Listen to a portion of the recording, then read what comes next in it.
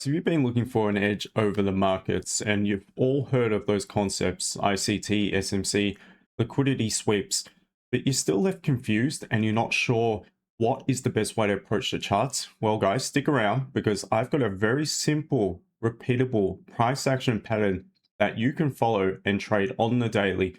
So guys, let's get into the video.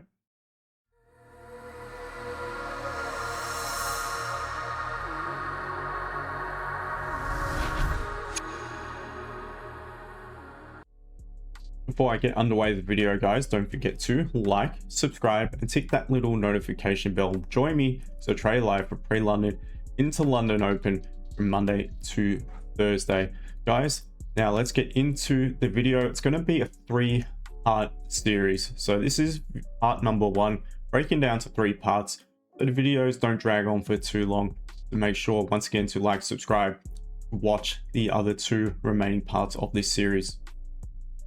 So pay attention, guys, because what I'm about to teach you kind of feels like a cheat code, and it is what we call at A.C.T Forex the interruption candle trade. Now, part 1 of this 3-part series, I'm going to teach you about the most common and easiest one to follow, which is the continuation interruption, a very, very simple price action pattern to look out for on the charts, and it presents multiple times on the daily. So here we have it. We have the gold on the M15 time frame. Now this particular entry is valid from really the 5-minute all the way up to, believe it or not, the daily. The higher the time frame, the wider the stop loss. That's the only thing you need to consider.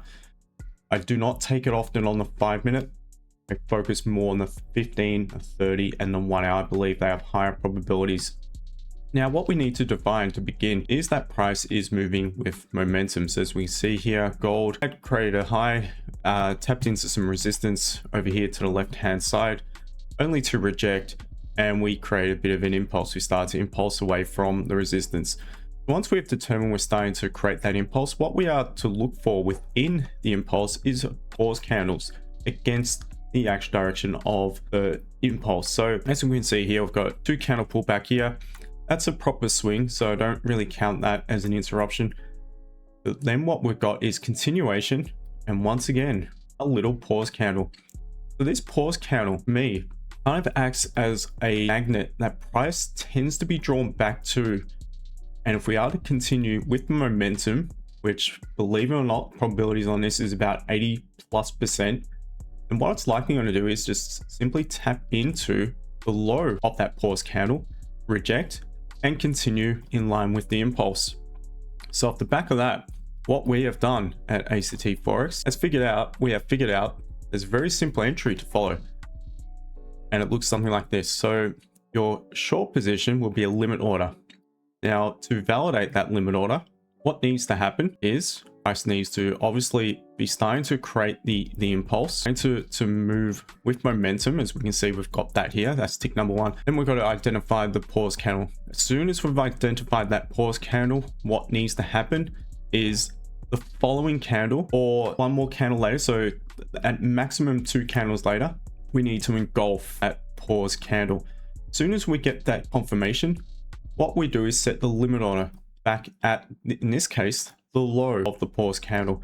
Stop loss has to be back above the pause candle's high, and you target minimum 1-to-1 or realistic level to the left. So we want to at least have that 1-to-1 though. And as we can see here, once price created that pause, we had continuation through it. Price pulled back to tap into that area, rejected, continued in line direction of the trend, which was at that point we were trending to the downside. It's a very simple yet effective method and way to get involved, and it cuts out the complicated techniques such as your fair value apps, your smart money concepts, that type of thing. It's just a simple, repeatable price action pattern that presents on the daily, and you too can benefit from it. That was part number 1 of this 3-part series explaining the interruption entry trade. In part 2, I'll be explaining what we call the delayed interruption candle entry. Guys, don't forget to like, subscribe, and leave a comment down below. Let me know what is your favorite entry type. Also, guys, if you could hit that little hype button in the comment section on your mobile.